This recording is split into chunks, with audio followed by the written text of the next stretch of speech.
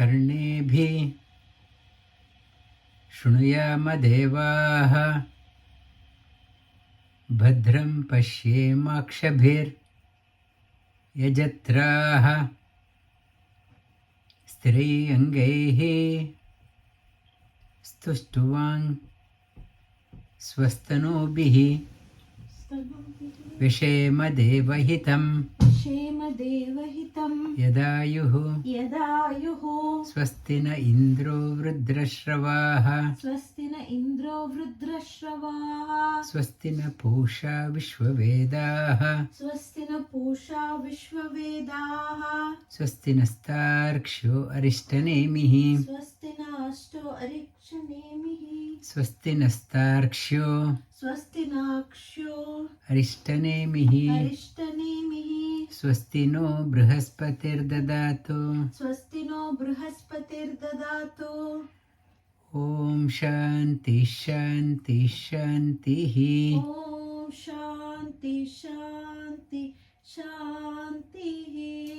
स्वस्ति no बृहस्पतिर्ददातु may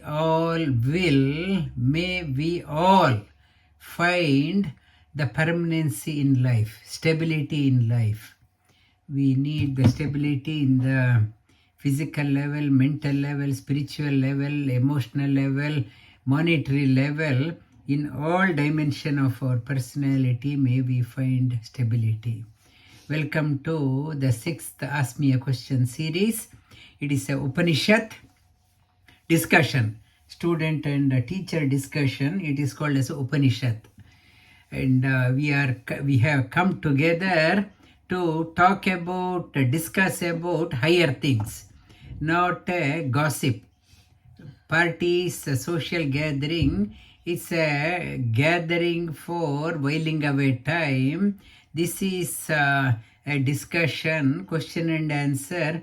तद विज्ञार्थम गुरुमेवाभिगच्छे समित्पाणिः श्रोत्रियं ब्रह्मनिष्ठा तद विज्ञार्थम. I want to know that one, the higher things. I want to, in search of that one.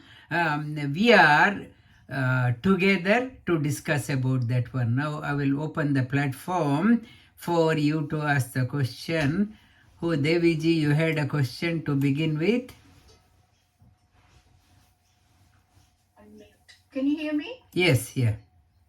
Okay, I have one question, but there are few parts leading into it. If I can ask, that will be grateful. Okay, it's actually it's regarding death. So, in medicine, in medical field, I find that there are new death laws, voluntary euthanasia, and also palliation. So when people are in the intensive care sometimes, actually it's regarding my husband too, because he was in the intensive. I'll tell an example so that makes simpler and it's easy to understand to all the students as well. A few years ago, I mean, you were aware, and he had meningitis following the brain surgery about 7 years ago, and then he became unconscious in the ward. So he was sent to the intensive care. So from there, 1 month is the maximum period they keep there, and he didn't wake up. So they said, oh, you have to palliate him. He won't survive. So the neurosurgeon had a discussion with us, and neurologist didn't come, didn't appear for the palliative meeting. And they said palliation means that you give, you send them to the other world, that is death, and you give palliative medicines to keep the pain away, and just morphine, that this, and then send them away. So what happened was, so when at the meeting, the neurosurgeon discussed, and so we said, okay, that's fine. So they were going to palliate him with all the medications that were put in the intensive care. That means all the anti-epileptics and all the seizure medications and all the doping ones. So the discussion, I just said, look, if it's my patient, I would really take 2 of the anti-seizure medications and then see whether he will wake up. So the neurosurgeon agreed with me. So he said, okay. So So the intensive care was discharging to the ward. So that was fine. So the ward took over. So basically, he was deemed that he was going to be palliated, and then after that he's gone. That's the way it was so deemed. But then once the medications were weaned off, after 24 hours or 48 hours between that time, he recovered consciousness slowly, and then he was back to normal, and he was after that he was discharged after a few months from the hospital. So that's one case. And also leading to that, there are these voluntary euthanasia. What they're doing is when people don't want to suffer malignancies, cancers, they just give medication to alleviate the pain and let them go. So when people die like that, Guruji, my question is it's like, shouldn't we allow them to die in their own nature, natural way of living, death? Because we have got a period of time that we have to be here, like karma or whatever, to serve. And then suddenly, like when we give this medication, we are alleviating their pain, and we are artificially interfering with the death process, in my opinion. Am I right, or is that not right? Yeah, thank you. Dr. Deviji is asking the question about her husband, and he was sent to palliative care. At that time, Dr. Deviji contacted me also. I went to the hospital and along with Dr. Deviji, and it was Dr. Deviji was very pleasantly surprised that her husband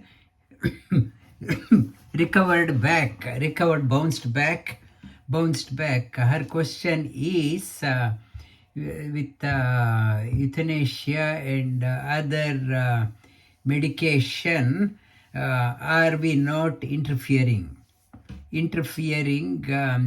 Her question has two sides. One is from the economy point of view, government budget is overstretched. They want to keep you as little possible as they can in the hospital system, because beds are scarce resource. Patients are just a number. They want to quick turnaround, so that more patients. It's an economic cycle. The government is working on that one. Government, they want to see you as little as possible, and whether discharged from the hospital, or if you are in a coma, get rid of you. That is from the government point of view. We have no say in that one. The second one is euthanasia. For example, in Belgium, I saw a young person, maybe in 35, very depressed, and in Belgium is a place of euthanasia, very easily accessible. She went to the doctor, said she did not want to leave. So doctor said, not a problem, you think about for 1 month and come back. After 2-3 sittings, if the patient says, yes, I want to go, that doctor went to her house and recorded her last statement. She said goodbye to everyone and injected. It was recorded live. So depressed person, I don't want to carry on, just intervening. So it's a depression. People with the depression. Belgium is a very prosperous country, but mental health issues, instead of addressing, it is given a free hand for the patient. Yes, in Mahabharata there is a story. Earlier, many rishis, they had Icha Mrityu. They can choose when they can die. Icha Mrityu they had, like Bhishmacharya. Bhishmacharya wanted to die in Uttarayana. Uttarayana, he can choose a date when to die. So it is also the control. Euthanasia is another way of Icha Mrityu. Icha Mrityu, it is Bhishmacharya, he said he won't give up the body. And come Uttarayana, Ganga, his mother said, wait for the Uttarayana to go. He said, okay, I will wait for the Uttarayana to go. Uttarayana to go, and many yogis, they also choose their death, how they want to die. They program, I want to, many people, for example, the one Swamiji, Swami Damodarananji from Ramakrishna order, he was here, he came to our house also. He went to Belur Mutt in Fagan days, he was 92, and decided he had enough. So one early morning, he had a servant also in his cottage. Early morning at 1:30 or early morning, he woke up. His cottage was next to Ganga in Belur Mutt. He walked to the Ganga river. He bowed down to Vivekananda Samadhi, and he jumped into Ganga, and his body was recovered later, next day. Next day, he recovered. In our scriptures, that type of death is allowed. If you think you can't do any sadhana, this body, I can't carry on. While he was here, he was telling me that I will go and I will take a ticket and come back again. I will come back again. I will take a ticket, and he knew his journey is not over. This body is worn out. I can't do any sadhana. So that Swamiji, Swami Damodarananji jumped into Hooghly Ganga river, and he died at the age of 92. In Badrinath also, in the fast Alakananda, many sadhus, they want to go, had enough, I want to go. I want to go, jump into the Ganga. Ganga, they think this body is not good enough for sadhana. They say that God, I can't carry on. I can't do the sadhana. Without sadhana, this body is useless. I want to get another body. Another body they do. Euthanasia is that way, but euthanasia can go extreme like a Belgium lady, depressed lady, and in a fit of argument, many people, they say, I just want to die. The people, it's easy to say, I want to die, but body is gotten with great difficulty. Body is gotten with a great difficulty. What scriptures are talking about, preserve this body as long as you can. You don't get this body over and over again.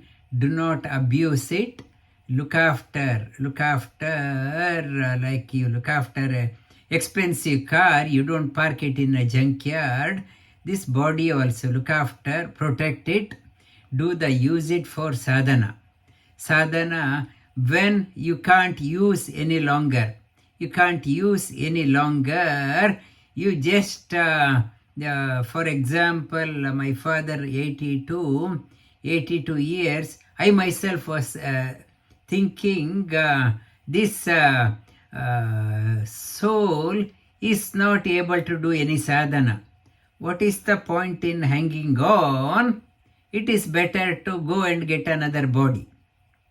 I was thinking for my father itself, apart from emotion apart. 82-year-old, mind is not fit enough to sit for puja, and a bit of forgetfulness, and sleep takes over. And when those encumbrance are there on the body, so no point in just hanging on, just living for, just eating and sleeping. And my thought on my father, he is there. As long as we are here, we should able to contribute, do the sadhana. We are praying our logo also, Jivema Sharadarshatam, live in bliss for 100 years with able body. Able body, continue to do the sadhana. The moment you think you can't do any sadhana, body has worn out like a old cloth, then you can pray to the God, I want to discard this worn out cloth, I want a new cloth.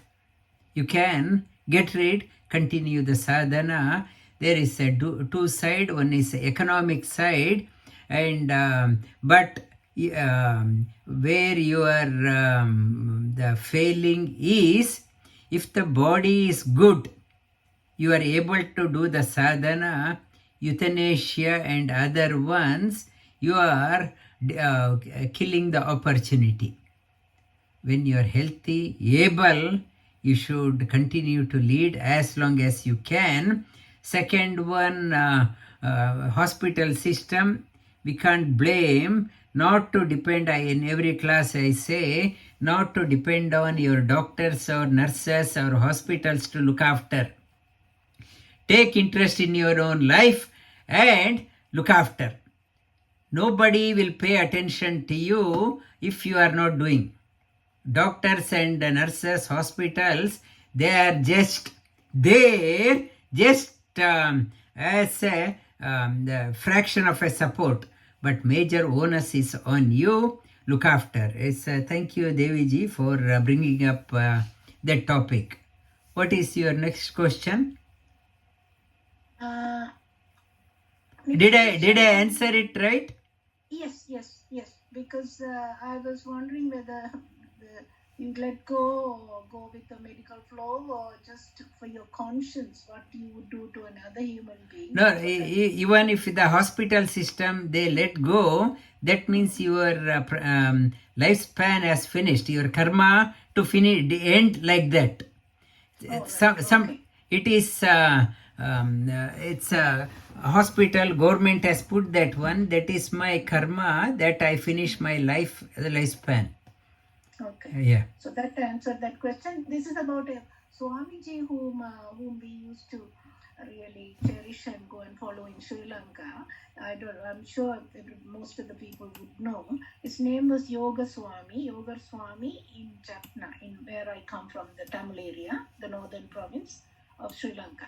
So it's I heard about Swami Yoga Swami, his disciple Subramaniya Swami in Hawaii. He started Hinduism Today magazine also, and it's a great Westerner. Yes. So this is in a short one. This actually is. So he was actually a storekeeper, and then suddenly he decided to.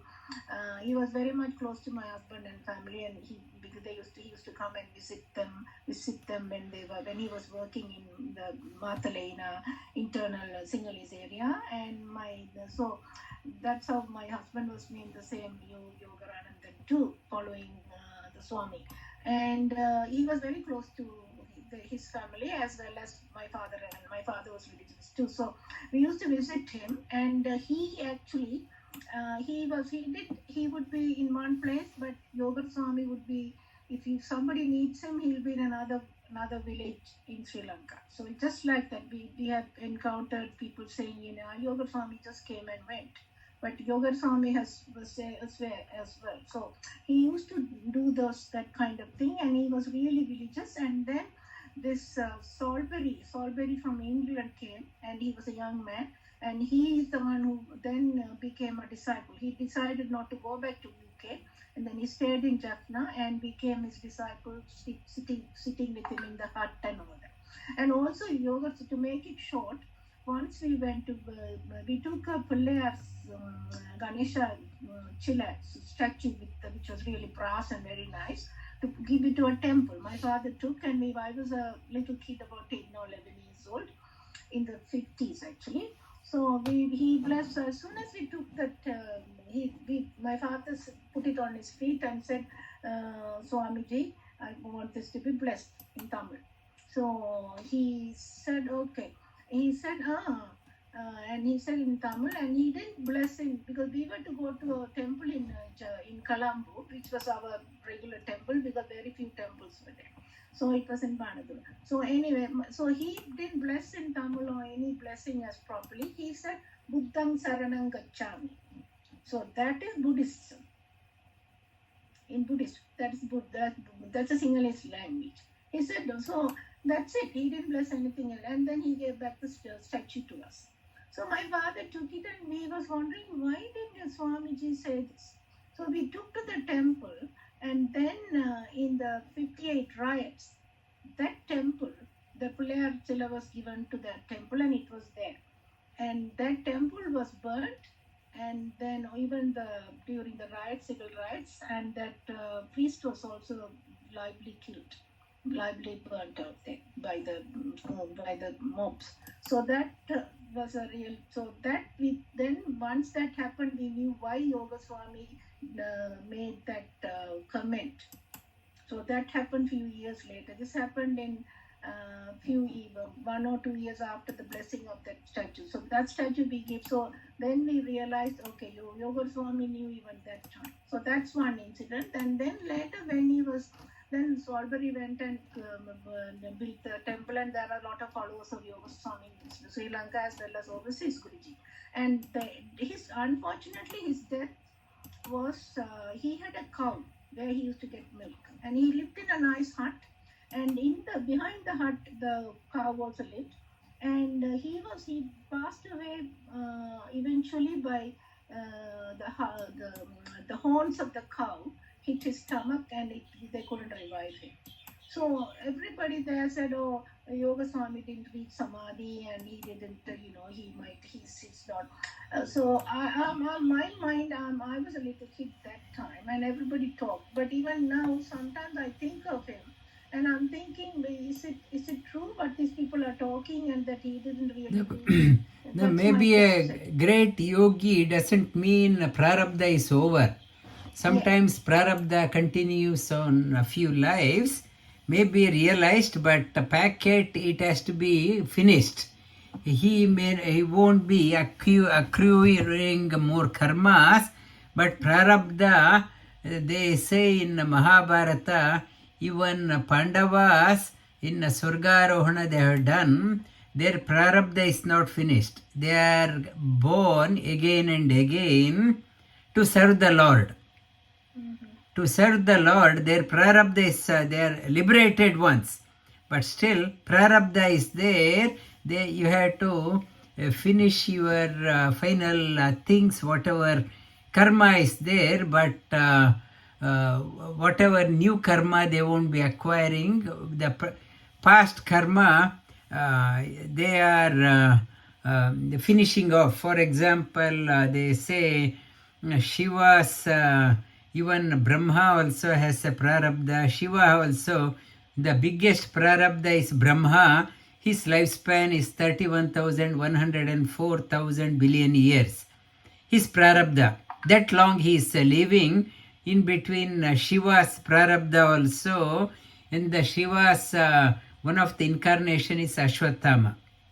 Ashwatthama got sided with because of the prarabdha, but he won't be acquiring new, but sometimes the prarabdha vashat, some karmas we do to please, for example, Shiva, he fought with Lord Rama because Shiva thought Ravana was his great devotee. Sometimes that mind gets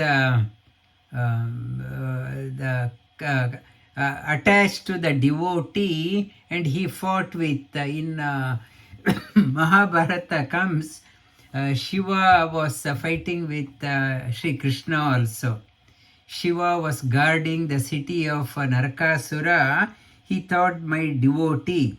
Out of devotee, some small fraction of time, mind gets the clouded. but they recover very quickly. They know it's a prarabdha. Prarabdha, even it is the clouded, it won't. They are pure, but they are born like Ashwatthama and others because of the prarabdha. But for Bhagavan, there is no prarabdha.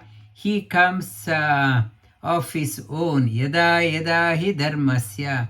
Of his own choice he comes and goes. But in the next week, Bhagavad Gita class, this Saturday it will come. He has a full freedom when to come and when to go. Up to Brahma, the degree of freedom is varies. We have very little freedom. Brahma's freedom is much higher than others, but it's not infinite freedom. Infinite freedom is only with the God. Rest are limited. Even your Guruji's prarabdha karma, illumined people, they have to finish this body and they have many places, many other places, many things else to do. They give up, they are born in some other place to serve the Lord.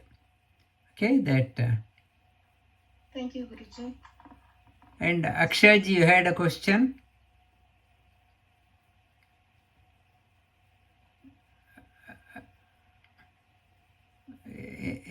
Anyone else? Guruji, this is Rajendra. Yeah. We have a couple of questions. I'll go first and somebody else can otherwise. One is on the vrittis. Now, sleep is also mentioned as vritti. But there is like absence of thought, like especially in deep sleep. So, what exactly is meant, like how deep sleep is a vritti as per Patanjali? That was one question. Second was on chitta. So We'll take only this one for Okay. now. Vritti, we ask people, what is your job in English? In Sanskrita, we ask that one, what is your vritti? Vritti means what is your occupation? Vritti, vritrakara, circle. What you do again and again. That is the what you are doing again and again is called as vritti. Vritti also is called as occupation. And everyone we have to look after ourselves. It is an obligatory duty, not leaning on others to look after. Yes, we have to look after ourselves one way or the other. That is called as vritti. But what it is talking about, yes, sleep also. Every day I sleep, every day I have breakfast, everything. What it is done repeatedly is called as vritti. And the sleep also, dream also, sleep. In Mandukya Upanishad talks about wakeful state. We do various vrittis. Deep sleep we do, dream we do vrittis. In deep sleep there is no vritti. No vritti means mind is totally blank. So it is talking about Mandukya Upanishad says meditation should be that way. It's totally blank. And the meditation, but meditation is higher than deep sleep. Meditation is like deep sleep, but it is not like deep sleep. In a deep sleep, when you get up, you say it was a blissful sleep. But you did not enjoy the bliss. Whereas in meditation, you experience the bliss. I can experience the bliss, whereas in deep sleep, you say, I did not experience anything. I slept like a log, but it was blissful. Like people go into anesthesia, and when they get up, they say, So good, so good. But in deep sleep, you say, I did not know anything. My phone rang, I did not know. And somebody was knocking at the door, I did not know. In deep sleep, there is an awareness that I do not know. I did not know. In wakeful state, we say, I know that, I know that, I know that. Our ego is there. In deep sleep, ego is no ego. We say, I did not know. And in meditation also, it is a process that I can't go into meditation has to dawn. Meditation also is a process where ego is subdued and allow the divine to operate.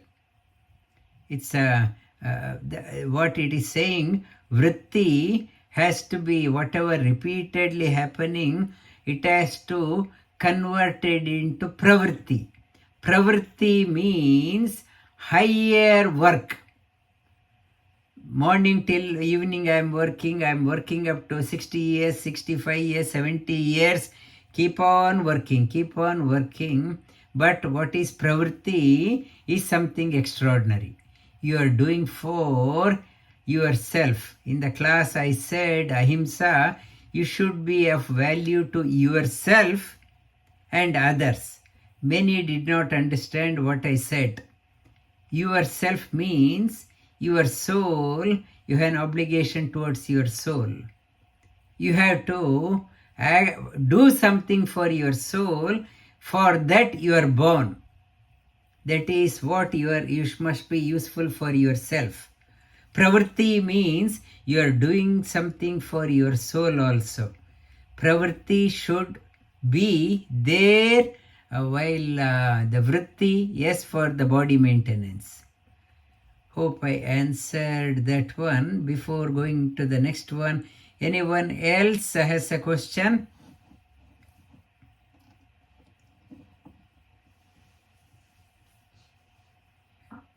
Good evening, Guruji. This is Parvati here. Yes, Parvati. So I have a question. This is regarding mental health issues here. I serve as there's something called a mental health first aider in our office. So I've signed up for it. So it's just like for physical first aid, but this is mental first aid. I had some background when I was teaching as a student at the university. So we had students who had mental health issues, so handling them in the classroom. So I had that background, so I signed up for this at my office now. We do have regular sessions just to make sure that we know what we are doing, because this is not a doctor's job, but just helping them talk to us and then giving them directions. So in these sessions, and also when I read, I've seen one of the reasons why. There are many reasons, but one of the reasons for mental health issues is some trauma that the person has gone through, or some bad experiences they've gone through in the past, a few years ago, or as a child, and then it comes up later on. That's one part, but there are other parts. So there's no ideal world, and everybody has their own experiences. How do we navigate as an individual? When if we are going, or not just for us, but for anybody who's going through bad phases, or hasn't come out of a bad phase, and that's affecting in their life later on. So what is the best direction? What is the first aid? What first aid, mental first aid you do? It is called mental health first aid training. So it was a 2-day training. No, what do you do? They've given us options, a framework on when somebody reaches out. So our name is published within the organization as Okay. mental health, and they can reach out to us and have a chat if they're stressed out with work or with any. I have not had anybody so far come to me, but Okay, that it is the first aid, but just a discussion. Yeah, that's it. the first thing, as I say in yoga, mental, bring your awareness to your breathing. if somebody is stuck, anxiety and rapid breathing and depression, ask them to bring their, can you count 10 inhalation? Count in inhalation 10 times. Yes, 1, you can guide them. 2, 3. The moment you bring your awareness to your breathing, mental trauma gets stabilized. It's a breath plays a dominant role in mental health. You as a mental health first aider, if something happens, somebody comes to you, you ask them to, you can be besides them and count their breathing. 1, ask them. 2, 3. That is the first thing.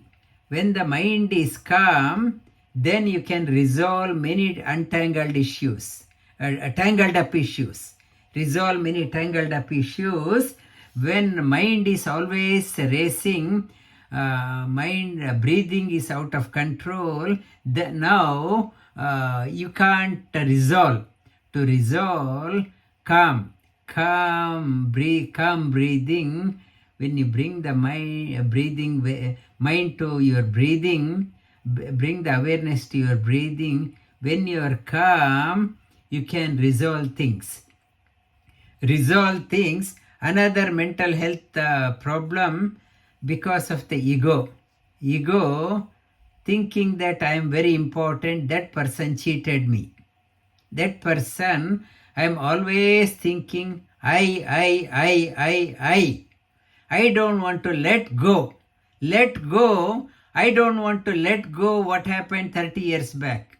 My ego is pricking. The best way is surrender to the God. Your ego sublimes. Otherwise, my ego, in the last minute of my life also, goes on with that one. They say, last week I talked to somebody talking about his daughter, whatever he says, she does opposite. I told her, maybe your daughter was your enemy, you did something wrong. Now, to take a revenge, she is born in your own house, to take a revenge.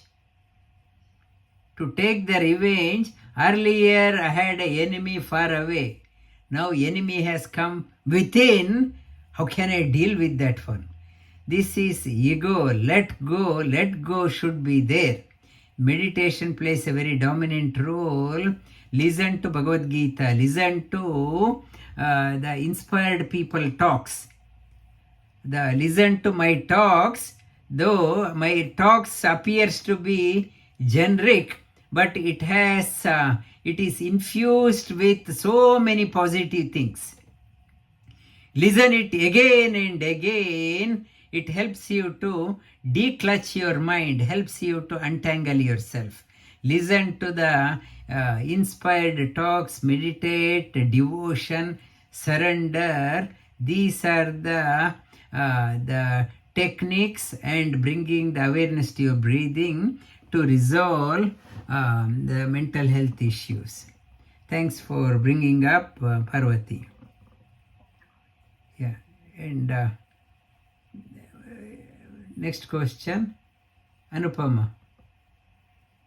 Namaste, Guruji. My father used to say, what you have, you need to be satisfied, don't run behind the money, like that. He used to say. One day, my son, young hunt is going here. My son got only few chocolates, and he's saying, is it not enough for us? Everyone is finding for more chocolates, and my daughter also finding for more chocolates, but he's satisfied with only 6 chocolates something. Is it not enough? He's asking. Is it a good thing in child when he child, like, because if we set goals, then only we can achieve more things. If we satisfy what we have, how can we reach the goals in childhood like that? what you answered this. No, that I already spoken. Santosha should be there when it comes to your own personal needs. You should not be satisfied when it comes to doing for others. For yourself, I am happy with the 2 shirts. I am happy. And for my personal needs, bare minimum. But when it comes to giving to others, serving others, not satisfied. I want to do more. I want to do more. That it has to go both ways. Okay? Yeah. Thank you. Thank you. Any more questions? Sumana, any question? No.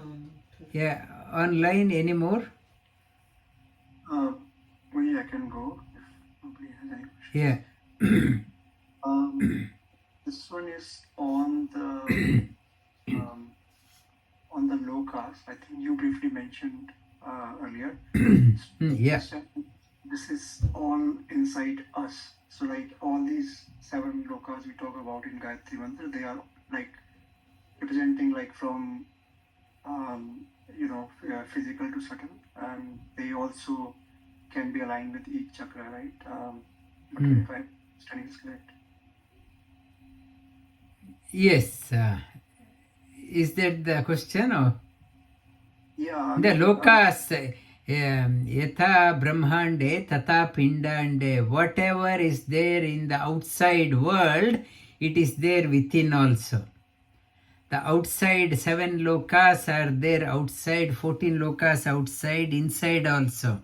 We also go through the many experiences, like there is a neither world, Atala, Vitala, Sutala, Talatala, Rasatala, Mahatala, Patala, and lower world, and Bhuaswa, Mahajana, Tapasatya. 7 up, 7 down, higher world and lower world. In the Naraka means intense suffering.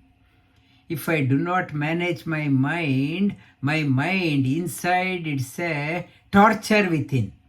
Torture within, it is a Naraka within. It has come to that point, for example, our Deviji asked the question, it has come to that point, I start hating myself and I commit suicide. I hate myself. I can't stand myself. Inside it has become a torture. I start hating myself. Why people commit suicide? They hate themselves. They hate themselves, leading to the death. To live, you have to love yourself. When the good time is there, heaven inside, discover the positivity, you start liking yourself. People stand in front of the mirror and make up for 1 hour, 2 hours a day because they love themselves. They love themselves. When you start hating yourself, you can't stand yourself, they kill themselves. So these lokas are within each chakras. They give out a certain type of experience. Through those experience, whether the good experience or bad experience, last week I touched upon, elevate to the heart center and above, it's all divine chakras. Below that one, it is appear to be pleasing, but end up as a suffering. It's try to elevate. Meditation plays a dominant role. Thank you. And any more questions? Yes, Christina. Yes, Guruji. The question may be like more philosophical question. In the lecture, I heard about that in Hinduism, there is no understanding of good actions and evil actions.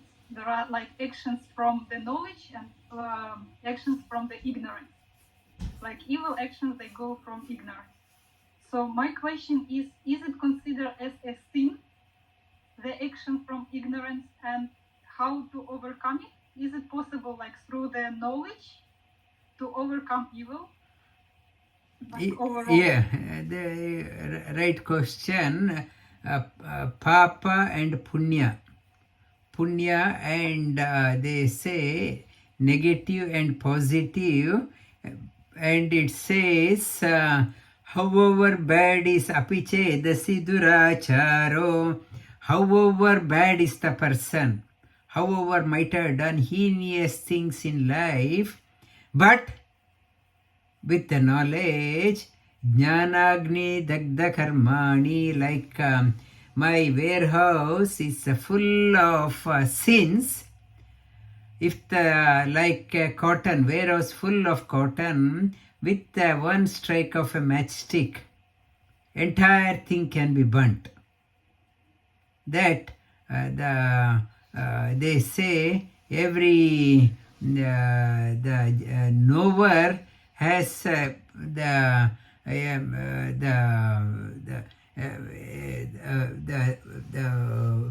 heinous crime. Past is there, but future, what it is talking about, not to brood on the past.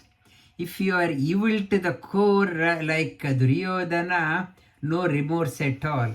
But some people, Anguli Mala, I talked about, but it's because of the prarabdha he had become that way. And another one, Ajamila story, he from a noble family but got associated with wrong people and did whatever possible sin he could, he did. But good family, but because of the prarabdha, for some years, in the last fag end of his life, he realized the mistake and he came good. Just because by observing, you can't say that is core, because of some past karma got associated with the wrong friend. But when that trend has gone, that eclipse, the sun eclipse, lunar or solar eclipse for a brief time and it goes. For us, that scripture is only talking about the I talked about scriptures are not for not to convert bad into noble person. Scriptures are not there for converting the negative to the core to the positive. Scripture is there for giving nourishment to the positive people, and also for the people perchance they are eclipsed by wrong association. It helps them to come out. But if they are negative to the core, however many times you say, they won't listen. Example is Duryodhana and his brothers. They are not at all interested. However, to show that one, to show this one, even Sri Krishna went there to convince them. They are not interested to listen. But some people in the borderline, because of the karma got associated, scriptures are there to, perchance you have got into a wrong track, you will come back. But if you want to be on wrong track, no scripture can correct you. Scriptures are the one is negative to the core, positive, they need nourishment, they always contemplate on the good things, but in between there are mixture of good and bad in the world, good and bad in work also. Somehow I got associated with wrongdoing and whatever. It is not my nature, but inside I was feeling, but right moment I will come off. Scriptures, listening to that one, and with a good company, you will come off. Yeah. That Papa and Punya, sin and sin can be countered. Sin means Papa, negativity. Negative means darkness. Darkness can be removed by knowledge. Knowledge means light. However dark is the room, one small lamp will dispel the darkness. Okay. Yeah. Thank you. Guruji. Any more questions? Yeah. Guruji, just last question, and thank you for answering first two questions. So that has clarified. I'll repeat my understanding as well, so that I'm not wrong. So lokas are the experiences within, and above the heart chakra, they're all divine experiences. And the first one, the vrittis. So this is essentially, you describe the difference between vrittis and so they are repeated patterns or mind patterns which we have, and pravritti is the higher work we do. But my last question is on the Atman. Now, or the truth, you can say. So my understanding is, so karmas and reincarnation, that is, that happens. But the entity which is permanent or which transcends through these, some people call it Atma, Buddha call it Anatma, but essentially it's just, we're talking about the purified mind, right? Which is Sam, and which is Vitarag Dvesh, which is like pure entity, whatever we call it. So there is no, I mean, we can, there's debate that people believe or not believe in Atma, but there is something which transitions across, one life to another life, and these karmas, flows through. But is there something, like, people, when we talk about souls and others, like there are many sadhakas who see some deity which they meditate on. What I understood, it is just a projection of mind based on whatever conditioning has happened, or their devotion or whatever they have been contemplating on. Like Ramakrishna Paramans, he saw Kali, but then when his Guru Totapuri asked him to kill Kali, and then he realized the formless or Advaita, or the actual truth. Is that correct understanding? That it is not just the imagination of mind. Divine beings are there, divine souls are there, divine beings are there, and their job is to look after the devotees. Devotees will narrate a story from Srimad Bhagavatam and end there for you to ponder. Narada went to Vedavyasa. Narada went to Vedavyasa in Badrikashram, beyond Badri, and he asked the question to Vedavyasa. For Shiva's devotees, the people go to Shiva. He has observed Shiva's devotees are prosperous and well off, whereas Narayana's devotees are poor. What is the reason?